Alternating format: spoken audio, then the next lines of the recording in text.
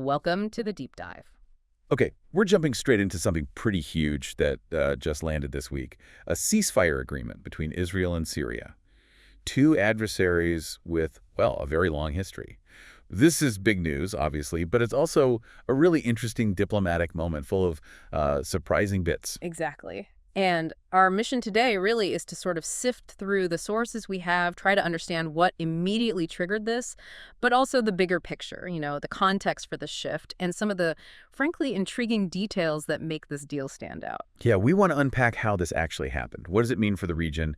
And maybe the biggest question, why now? Sure. It's clear right from the get-go, this isn't your standard peace treaty. The circumstances are, well, they're revealing some unexpected stuff. Okay, so let's start with the main thing, the announcement itself. We've got Israeli Prime Minister Benjamin Netanyahu and Syria's new leader, Ahmed al-Sharah, agreeing to a ceasefire, which is, monumental is maybe the word, given the decades of, conflict between them. But how the news broke, that's almost a story on its own, isn't it? This wasn't rolled out through the usual diplomatic press conferences, not at first anyway. No, it wasn't. It was actually brokered and then announced by Tom Bareric. He's the U.S. ambassador to Turkey, also the point person on Syria, and he announced it on X, the social media platform. Yeah. That's more than just a quirky detail, right? It says something profound about how high-stakes diplomacy might be changing. These less formal channels like social media acting as the main way information gets out. It might speed things up, maybe.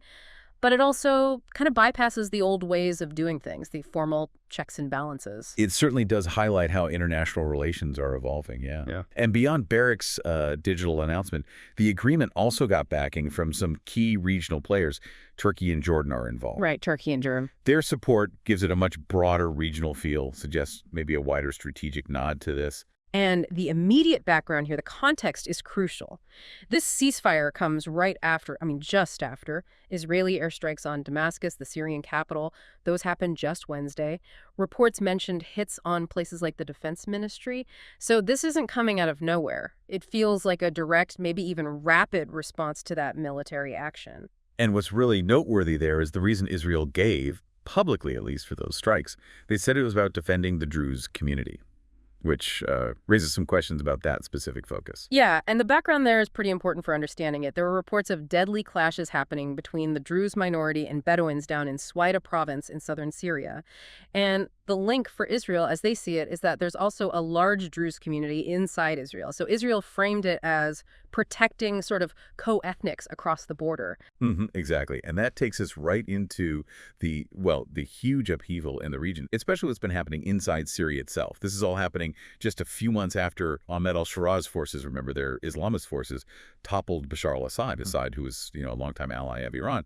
That happened back in December. It completely changed the political map in Syria. Right, a massive shift. And some diplomats, some analysts, they're looking at Israel's recent moves, including those airstrikes, and they're interpreting it as Israel trying to, quote, maximize the damage, essentially trying to capitalize on the instability of the new regime, weaken Syria, its historic enemy, even more now that Assad is gone. It feels like a calculated move, maybe? Seizing a moment. Which then brings us to the role of the United States in all this, which is complex, maybe even a bit contradictory.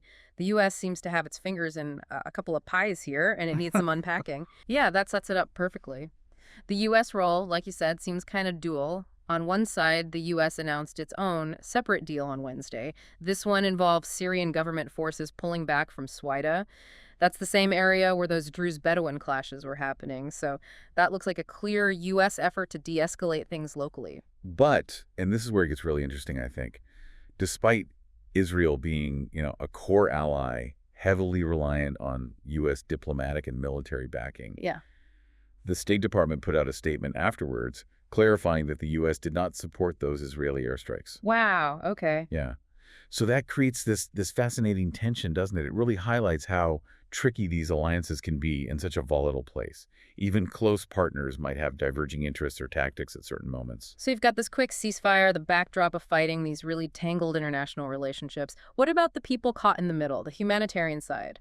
What was the immediate impact on the ground from this recent violence? Yeah, the human cost was definitely significant. We saw reports saying hundreds of people actually fled from southern Syria into Israel when the violence broke out down there. Yeah. That kind of displacement, it underlines why a ceasefire is needed so urgently, but it also creates immediate problems, for aid groups, for the border areas.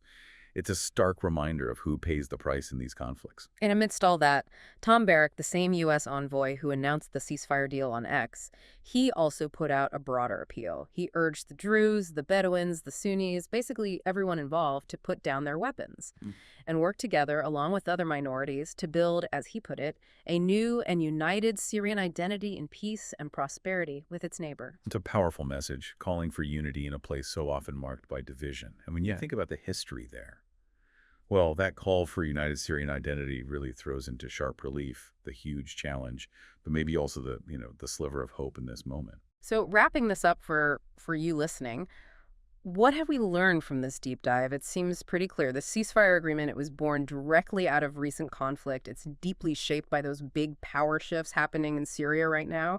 And it's influenced by this really nuanced, maybe even contradictory stance from the U.S. It's a real tangle of interests and fast-moving parts. Absolutely. Which leaves us, I think, with a pretty important question to mull over.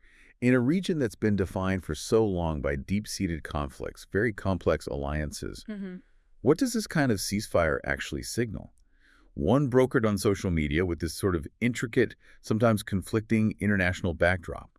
What does it really tell us about the future of peace there? Is this just a temporary pause, or could it just maybe be the start of something bigger, a real shift in how power works in the region? Something to think about.